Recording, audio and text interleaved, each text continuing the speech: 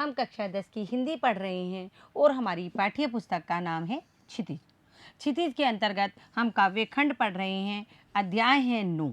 बच्चों, ये हमारी जो पाठ्य पुस्तक क्षितिज है उसका जो काव्य खंड है यानी पद्य भाग है उसका सबसे अंतिम अध्याय है। हम इससे पूर्व में सभी अध्यायों का शब्दार्थ और सह प्रसंग व्याख्या सहित और अभ्यास प्रश्न के साथ में उसका अध्ययन कर चुके हैं। बच्चों, हमारे आज के जो कवि हैं वो हैं मंगलेश डबराल। क्या नाम है इनका? मंगलेश डबराल इनका नाम है और ये नई कविता के कवि हैं। देखो बच्चों, हम सर्वप्रथम पाठ में कवि परिचय पढ़ेंगे, फिर पाठ परिचय पढ़ेंगे एवं जो कविता का नाम है संगतकार उसके बारे में पढ़ेंगे। हम पहले कवि परिचय पढ़ लें, पाठ परिचय पढ़ लें, तत्पश्चात मैं आपको एक बार ये समझाऊंगी कि संगतकार क्या होते हैं। तो बच्चों, सर्वप्रथम हम कवि परिचय की तरफ चलते हैं। देखो, मंगलेश डबराल का परिचय। मंगलेश डबराल का जन्म सन 1948 में टिहरी गढ़वाल उत्तरांचल के काफलपानी गांव में हुआ। यानी ये कहाँ के रहने वाले थे? उत्तरांचल का टिहरी गढ़वाल एक जिला है, मतलब अलग से अच्छा सा जिला बना हुआ है जो काफ़ी प्रकृति से परिपूर्ण है। उस जिले में इनका जन्म हुआ और इनकी सारी शिक्षा दीक्षा देहरादून में हुई। देहरादून क्या है? उत्तरांचल की राजधानी है। हिंदी प्रतिपक्ष और आसपास में काम करने के बाद में वे भोपाल में भारत भवन से प्रकाशित होने वाले पूर्वग्रह में सहायक संपादक हुए। देखो बच्चों, इन्होंने अपनी शिक्षा दीक्षा जब पूरी कर ली उसके बाद ये लगातार पत्रिकाओं के संपादक बनते रहे। जगह जगह इन्होंने अपनी नौकरी की। तो सबसे पहले जब इनकी शिक्षा दीक्षा पूरी हो गई तो ये हिंदी प्रेटिएट और प्रतिपक्ष, ये कोई पत्रिकाएं होंगी उनमें, और आसपास ये भी एक पत्रिका थी, इसमें काम करने के बाद में ये भोपाल में भारत भवन से एक प्रकाशित होने वाले पूर्वग्रह में सहायक संपादक बने, यानी असिस्टेंट जो संपादक होते हैं वो ये बने। इलाहाबाद और लखनऊ से प्रकाशित अमृत प्रभाव में भी कुछ दिनों तक इन्होंने नौकरी की। इलाहाबाद और लखनऊ से एक पत्रिका प्रकाशित होती थी अमृत प्रभाव, उसमें भी इन्होंने कुछ दिन नौकरी की। सन 1983 में जनसत्ता अखबार में साहित्य संपादक का पद संभाला। जनसत्ता जो अखबार है बच्चों, ये बहुत ही फेमस पत्रिका है और इसमें इन्होंने सन 1983 में साहित्य संपादक का पद संभाला, क्योंकि साहित्य के रचयिता थे। और कुछ समय सहारा समय है जो भी एक अखबार है, देखो इसमें भी इन्होंने संपादन कार्य करने के बाद आजकल ये कहाँ जुड़े हुए हैं? नेशनल बुक ट्रस्ट से जुड़े हुए हैं। किससे जुड़े हुए हैं? ये नेशनल बुक ट्रस्ट से जुड़े हुए हैं। देखो बच्चों, मंगलेश डबराल के 4 कविता संग्रह प्रकाशित हुए हैं। कितने कविता संग्रह? 4। पहाड़ पर लालटेन, घर का रास्ता, हम जो देखते हैं और आवाज भी एक जगह है। ये क्या है? ये इनके कविता संग्रह हैं, यानी इनके अंदर बहुत सारी कविताएं हैं। इन 4 कविता संग्रहों के अंतर्गत जैसे इन पे नाम आए हैं पहाड़ पर लालटेन, घर का रास्ता, हम जो देखते हैं, आवाज भी एक जगह, इन्हीं में से ही हमारी आज की कविता संगतकार है। देखो बच्चों, इन्हें कौन कौन से मतलब कि पुरस्कार मिले वो हम देखते हैं। साहित्य अकादमी पुरस्कार, पहल सम्मान, ये दोनों पुरस्कार मंगलेश की ख्याति और अनुवादक के रूप में भी है। यानी साहित्य अकादमी पुरस्कार और पहल सम्मान, ये दोनों जो सम्मान थे, इससे सम्मानित होना मंगलेश की ख्याति अनुवादक के रूप में भी होती है। यानी ये जो दोनों पुरस्कार है किस लिए मिले हैं इनको? अनुवादक के रूप में। इन्होंने और भी किसी के साहित्य होंगे, जो पौराणिक साहित्य होंगे, पुराने साहित्य होंगे, उनका अनुवाद किया होगा। मंगलेश की कविताओं के भारतीय भाषाओं के अतिरिक्त, देखो मंगलेश भारतीय भाषाओं में यानी अपनी खड़ी बोली हिंदी के अतिरिक्त इन्होंने अंग्रेजी, रूसी, जर्मन, स्पेनी, पोलस्की और बल्गारी भाषाओं में भी इनके अनुवाद प्रकाशित हो चुके हैं। देखो ये कितने फेमस और कितने मतलब कि ज्ञान से परिपूर्ण कवि थे। इनकी जो कविताएं हैं वो केवल भारतीय भाषाओं के अलावा इन सब भाषाओं में, अंग्रेजी, रूसी, जर्मन, स्पेनी, पोलस्की और बल्गारी भाषाओं में भी इनके अनुवाद प्रकाशित हुए हैं। कविता के अतिरिक्त वे साहित्य, सिनेमा, संचार माध्यम और संस्कृति के सवालों पर नियमित लेखन कार्य भी करते हैं। वो केवल कविता का ही कार्य नहीं करते हैं, वो साहित्य के अंतर्गत सिनेमा में जो स्क्रिप्ट लिखी जाती है ना, कहानियाँ, कोई भी हम फिल्म देखते हैं वो किसी न किसी कहानी पर तो आधारित होती है। तो वो जो स्क्रिप्ट लिखी जाती है वो संचार माध्यम यानी दूरदर्शन हुआ, रेडियो हुआ, और संस्कृति के सवालों पर नियमित लेखन कार्य करते हैं। यानी हमारा कल्चर कैसा है, हमारी संस्कृति कैसी है, इस पर वो नियमित लेखन कार्य करते रह रहे हैं। देखो बच्चों, मंगलेश की कविताओं में सामंती बोध एवं पूंजीवादी छल छदम दोनों का प्रतिकार है। हमने आधुनिक काल के कवि पढ़े। आधुनिक काल के कवियों की विशेषता है छायावाद से लेकर के और प्रगतिवाद तक, नई कहानी, नई कविता, प्रयोगवाद जितने भी आए हैं उनमें सब में तार सप्तक, एक उसमें तार सप्तक और है जिसके प्रमुख कवि अज्ञेय जी हैं। तो ये सब क्या है, आधुनिक काल के भाग हैं। इन कविताओं में सामंती बोध मतलब जो जमींदार साहूकार, जो शोषक वर्ग, शोषण वर्ग, शोषित वर्ग को परेशान कर रहा है उसके बारे में बताया गया है। पूंजीवादी छल छदम यानी जो पूंजीवादी लोग हैं वो धोखे से, प्रपंच से हाशिए पर खड़े लोगों को परेशान कर रहे हैं, उन दोनों का ही इसमें प्रतिकार किया गया है। किन किन का? सामंती बोध का यानी जमींदार वर्ग का, पूंजीवादी वर्ग वही जमींदार वर्ग होता है, पूंजीवादी वर्ग भी होता है जो साहूकार वर्ग होता है, दोनों का इनकी कविताओं में प्रतिकार किया गया है। वे ये प्रतिकार किसी शोर शराबे के साथ नहीं बल्कि प्रतिपक्ष में एक सुंदर सपना रचकर करते हैं।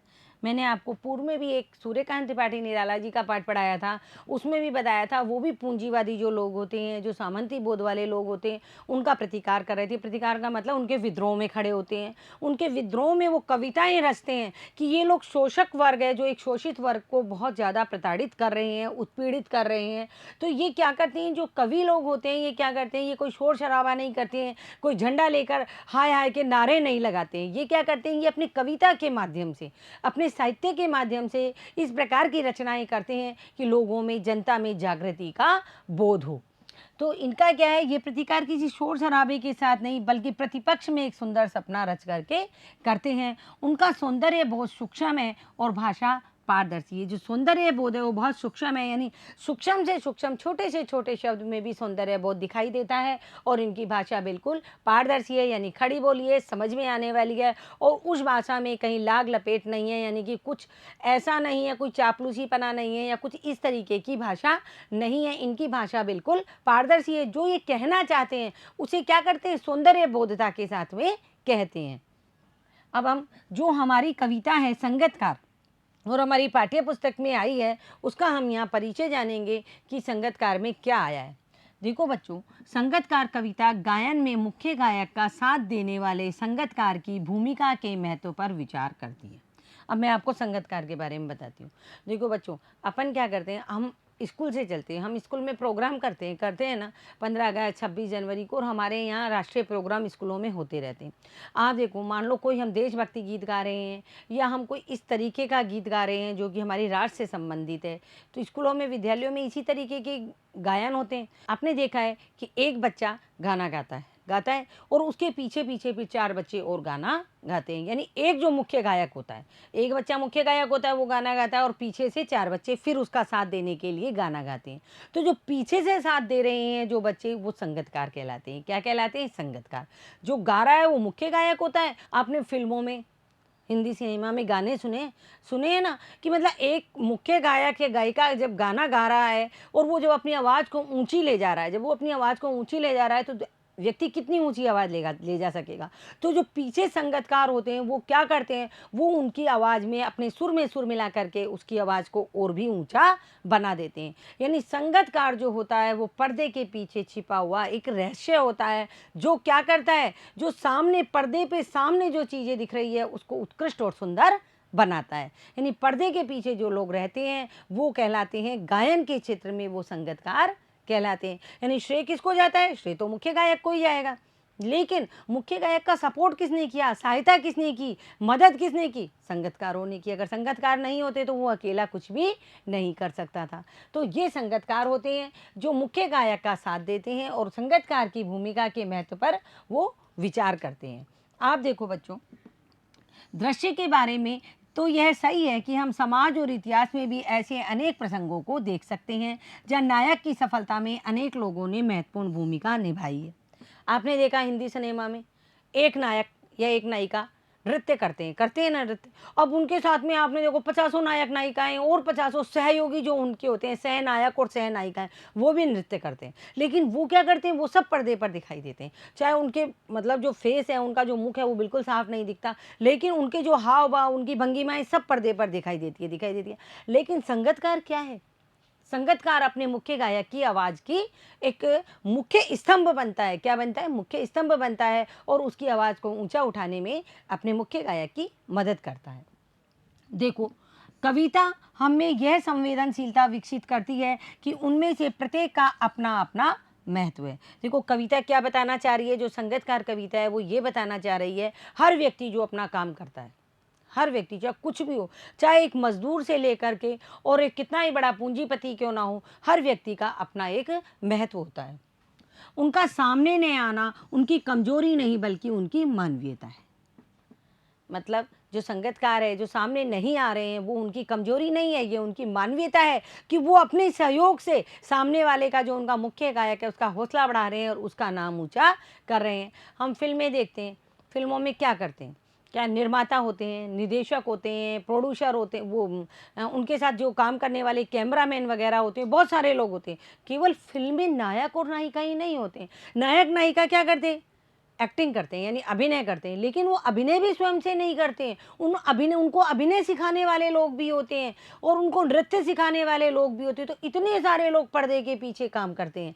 किसके पीछे काम करते हैं? पर्दे के पीछे काम करते हैं। वो दिखाई नहीं देते हैं, लेकिन जो पर्दे पे काम कर रहा है, हमें तो केवल वही दिखाई दे रहा है, हमें वही अच्छा लग रहा है और हम उसी को सोचते हैं कि सब कुछ इन्होंने ही किया है। लेकिन वास्तविकता ये नहीं होती है। वास्तविकता ये है, पर्दे के पीछे रह करके भी बहुत सारे लोग काम करते हैं। ये काम जो लोग करते हैं, ये क्या है? ये उनकी संवेदनशीलता है। वो भी चाहें कि नहीं, जब फिल्म शुरू हो तो जितने भी लोगों ने काम किया है उन सब का परिचय दिया जाए। परिचय तो नाम के अनुसार शब्दों में तो आता ही है, नहीं तो वो भी कहते कि नहीं, जब फिल्म शुरू होगी तो अगर आधा पौना घंटा उनका परिचय देने में लग जाए तो फिल्म लोग देखने ही नहीं आएंगे, कि वो तो हमको बहुत ही बोर करते हैं, फिल्म देखने जाते हैं जब वो तो उन लोगों का परिचय दे रहे हैं जो पर्दे के पीछे, वो तो केवल नायक नायिका की सौंदर्यता, उनके जो हाव भाव है, भंगिमा है, उनको देखने के लिए जाते हैं, यानी अपना मनोरंजन करने के लिए जाते हैं। तो जो लोग पर्दे के पीछे काम करते हैं, जो अपने आप को सामने उजागर नहीं करते और जो उजागर हो रहे हैं उन लोगों की मदद करते हैं, ये उनकी संवेदनशीलता होती है। और हर किसी का अपना अपना महत्व होता है। ये उनकी कमजोरी नहीं होती है कि हमारी कमजोरी है कि हम पर्दे पर नहीं आ सकते, ये बल्कि उनकी मानवीयता है या मानवता है। संगीत की सूक्ष्म समझ और कविता की दृश्यात्मक इस कविता को ऐसी गति देती है मानो हम इसे अपने सामने घटित होता देख रहे हैं। जो संगीतकार कविता है वो इस प्रकार लिखी गई है और ऐसा प्रतीत होता है जब हम उसको पढ़ते हैं। आप बच्चों जब क्लास 12th में या 11th में आओगे तो एक रस टॉपिक आएगा, उसको पढ़ोगे, रस प्रकरण को, तो आपको समझ में आएगा कि किस तरह कविता के साथ में व्यक्ति जुड़ जाता है। हम भी देखते हैं, कई बार हम देशभक्ति गीत गा रहे होते हैं ना, और अचानक हम उसकी लय में ही अपने आप को वहीं खो जाते हैं। हम भी उस गीत की धुन में ही खो जाते हैं कि हमें बहुत अच्छा लगने लगता है वो सब भी। उसी प्रकार कवि क्या कह रहा है? जो कवि की कविता है उसकी गति ऐसी है मानो हम सब कुछ अपने सामने घटित होता हुआ देख रहे हैं। हमारी जो ये कविता है संगतकार, इसको अब हम शब्दार्थ, भावार्थ और प्रसंग के साथ में देखेंगे। देखो बच्चों, मुख्य गायक के चट्टान जैसे भारत स्वर का साथ देती वे आवाज सुंदर कमजोर कांपती हुई थी। देखो बच्चों, ये जो खड़ी बोली और तत्सम शब्दों में ये कविता लिखी गई है। तो हम पहले इसका प्रसंग देखेंगे। प्रस्तुत पद्यांश कवि मंगलेश डबराल द्वारा लिखित कविता संगतकार से लिया गया है। ये पद्यांश की पंक्तियां कहाँ से ली गई है? कि पद्यांश कवि मंगलेश डबराल द्वारा लिखित कविता संगतकार से लिया गया है। इसमें कवि ने मुख्य गायक के साथ स्वर साधना में साथ देते संगतकार के महत्व पर प्रकाश डाला है। किसके महत्व पर प्रकाश डाला है? जो कि मुख्य गायक के साथ स्वर साधना में साथ दे रहे हैं, यानी मुख्य गायक जब गा रहा है तो उसकी स्वर साधना में उसका साथ दे रहे हैं, उसके स्वर को ऊंचा और सुरीला बनाने में। अब हम इसकी व्याख्या देखेंगे। मुख्य गायक के चट्टान जैसे भारत स्वर का साथ देती वे आवाज सुंदर कमजोर कांपती हुई थी। देखो, कवि गायन में मुख्य गायक का साथ देने वाले संगतकार के महत्व पर प्रकाश डालते हुए कह रहे हैं कि जब मुख्य गायक का स्वर चट्टान जैसा भारी हो जाता है, मैं भी क्या करती हूँ, आपको पढ़ाते पढ़ाते ना कई बार गला भर जाता है, बढ़ जाता है ना, लगातार बोलते रहो बोलते रहो। कोई भी लेक्चरर हो, टीचर हो, कोई भी लगातार बोलेगा, आप भी हो, जो जितने भी वक्ता होते हैं बोलते हैं तो अचानक उनका गला धीरे धीरे भारी होने लगता है। उसी प्रकार क्या है, जो गायक होते हैं वो तो सुरों में गाते हैं, क्या करते हैं, सुरों में गाते हैं, बिल्कुल लय तान बना करके, यानी जो तार सप्तक है, सा रे गा मा पा धा नी सा, उन सबको मिला करके जब वो गाते हैं तो गाते गाते क्या होता है, उनका गला भारी हो जाता है, उनकी आवाज़ भारी हो जाती है, अर्थात वे ऊंची राग को खींचने में असमर्थ होता है। यानी इतना मतलब जो वो गाने लगते हैं तो बहुत ऊंची जो राग चली जाती है उसको खींचने में जब वो असमर्थ हो जाता है, तब एक सुंदर कमजोर कांपती आवाज़ उसमें मिलकर उस आवाज़ के भारीपन को कम करती है और वह संगतकार की आवाज़ होती है। समझ में आ गया? गायक जब गा रहा है और गाते गाते जब वो बहुत ऊंची राग ले जाता है और ऊंची राग ले जाते हुए जब उसके गले में भारीपन आने लगता है, आवाज़ में भारीपन आने लगता है, यानी जो सुरीली आवाज़ चल रही थी वो आवाज़ में जब खरखराट या भारीपन आने लगता है, तो उसके पीछे से जो संगतकार जब बैठे होते हैं उन्हें लगने लगता है कि हमारा जो मुख्य गायक है अब उसकी आवाज़ भारीपन में जा रही है, तो एक कमज़ोर कांपती आवाज़ उसमें मिल जाती है और उस आवाज़ के भारीपन को कम करती है जो मुख्य गायक की आवाज़ है, और वह संगतकार की आवाज़ होती है। देखो बच्चों, वे मुख्य गायक का छोटा भाई है या उसका शिष्य या पैदल चलकर सीखने वाला दूर का कोई रिश्तेदार। तो देखो यहाँ कवि क्या कह रहे हैं कि संगतकार ऐसा जान पड़ता है, भाई भाई की मदद करता है। हमारी भारतीय संस्कृति है, एक भाई दूसरे भाई के लिए सदैव सहायता के लिए तत्पर तैयार रहता है। तो ऐसा प्रतीत होता है मानो कि जो मुख्य गायक के साथ संगतकार में जिसने अपनी आवाज़ दी है कमज़ोर कांपती हुई सी, तो ऐसा लग रहा है मानो वह मुख्य गायक का छोटा भाई है या उसका कोई शिष्य है। हमारे यहाँ गुरु शिष्य परंपरा भी बहुत अच्छी है। गुरु के ऊपर यदि कोई भी मुसीबत आती है तो शिष्य तत्पर उनकी मदद या सहायता करते हैं, क्योंकि शिष्य का ये कर्तव्य होता है। तो वह संगतकार ऐसा जान पड़ता है कि वह मुख्य गायक का छोटा भाई है, उसका कोई शिष्य है या कोई दूर का ऐसा रिश्तेदार है जो पैदल चलकर उसके पास गीत सीखने आता है। यानी इस तरह प्रतीत होता है जैसे ही उसकी आवाज़ भर्राने लगती है, यानी भारी होने लगती है, तो संगतकार तुरंत अपनी आवाज़ उसकी आवाज़ में मिला देता है और वो आवाज़ सुरीली हो जाती है। तो ऐसा प्रतीत होता है कि जिस संगतकार ने या जिस व्यक्ति ने आवाज़ में आवाज़ मिलाई है वह या तो इस गायक का छोटा भाई है या उसका शिष्य है या कोई बहुत दूर का रिश्तेदार है जो पैदल चल करके और उससे गीत सीखने आया है। मुख्य गायक की गरज में वह अपनी गूंज मिलाता आया है प्राचीन काल से। देखो अब आप यहाँ इसके कुछ शब्दार्थ देखो। संगतकार कौन होता है? संगतकार वो होता है जो मुख्य गायक के साथ गायन करने वाला या वाद बजाने वाला कलाकार।